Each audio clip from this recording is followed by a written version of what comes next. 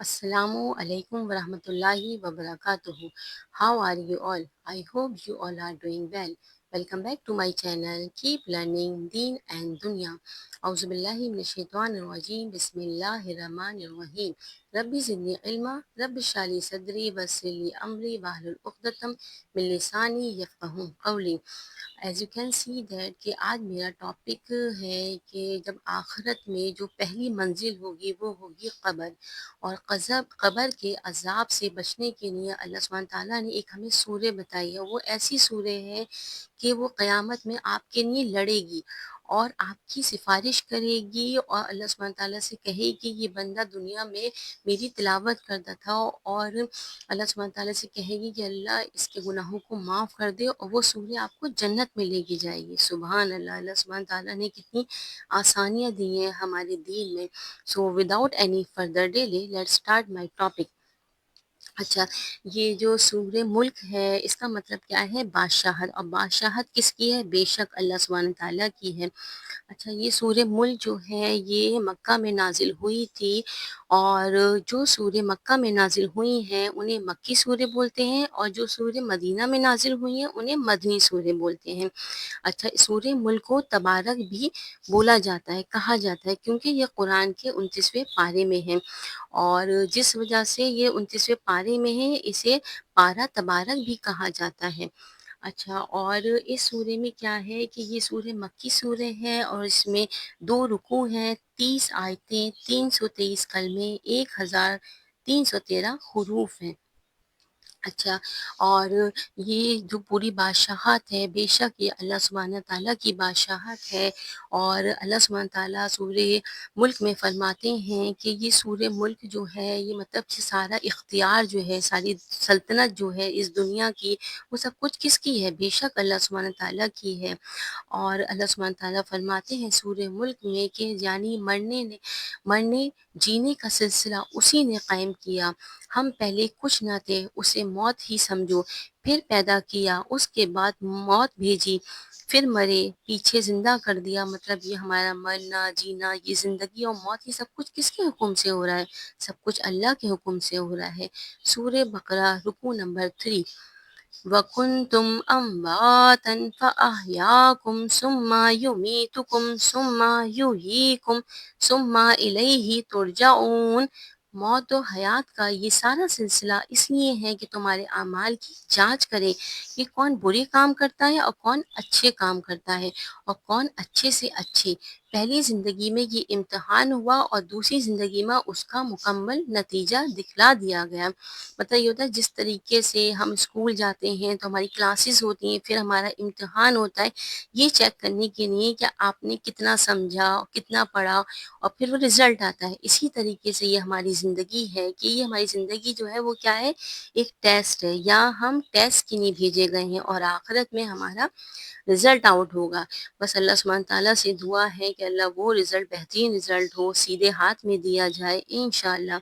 فرض کرو اگر پہلی زندگی نہ ہوتی تو کون عمل کرتا، اور موت نہ ہوتی تو لوگ غافل اور بے فکر ہو کر عمل چھوڑ بیٹھتے اور دوبارہ زندہ نہ کیے جاتے، تو بھلے برے کا بدلہ کہاں ملتا؟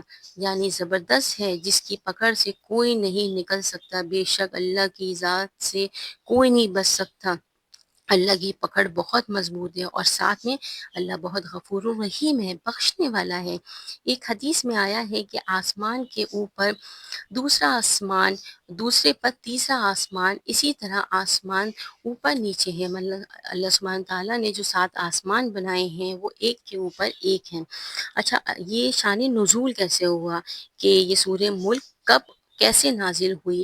تو مشرکین آپس میں کہتے تھے کہ چپکے بات کرو، محمد صلی اللہ علیہ وسلم کا خدا سن نہ پائے۔ مطلب استغفر اللہ، اللہ سبحانہ تعالیٰ کو کیا چپکے زور سے ایسا کچھ ہوتا ہے؟ نہیں، اللہ سبحانہ تعالیٰ تو دلوں کے حال جانتے ہیں۔ اس پر یہ صورت نازل ہوئی اور انہیں بتایا گیا کہ اس میں کوئی چھپ نہیں سکتا، بے شک اللہ دلوں کے حال جانتا ہے۔ اور یہ فضول کوشش کر رہے ہیں کہ اگر آہستہ بولیں گے تو اللہ سبحانہ تعالیٰ نہیں سن پائیں گے۔ اچھا، اب میں آپ سے کچھ حدیث شیئر کروں گی کہ یہ جو سورہ ہے تو اس پہ محمد صلی اللہ علیہ وسلم نے بولا ہے کہ قرآن مجید کی یہ سورہ ہے، جو مسلمان اس کو پڑھے گا۔ اچھا، اس کا پڑھنے کا یہ بولا جاتا ہے کہ آپ کیا کریں، جب آپ بیڈ پہ پہنچ جائیں تو سونے سے پہلے پڑھیں، وہ زیادہ افیکٹو ہوتی ہے۔ بہت سے لوگ کیا کرتے ہیں، عشاء کے بعد پڑھ لیتے ہیں، تو کبھی کبھی تو آپ پڑھ سکتے ہیں، لیکن زیادہ تر کوشش کریں کہ سونے سے پہلے پڑھیں۔ اچھا، یہ سورہ جو ہے، یہ جو بھی شخص پڑھے گا اس کے لیے کیا کہتے ہیں، لڑے گی یہ سورہ، اس کی شفاعت کرے گی، اور یہ کہے گی کہ اللہ سبحانہ تعالیٰ یہ دنیا میں اس کی تلاوت کرتا تھا اور اس کے گناہ معاف کر دیجیے۔ اور یہ سورہ ملک جو ہے آپ کو جنت میں لے کے جائے گی۔ اور سورہ ملک کون سی ہے؟ تبارک الذی بیدہ الملک، یہ سورہ ہے۔ رسول اللہ صلی اللہ علیہ وسلم جب رات میں سونے سے پہلے روز سورہ ملک اور سورہ سجدہ ضرور پڑھتے تھے، کیونکہ یہ سورہ جو ہوتی ہے قبر کے عذاب سے بچاتی ہے۔ ابن ماجہ حدیث سے یہ ثابت ہوتا ہے۔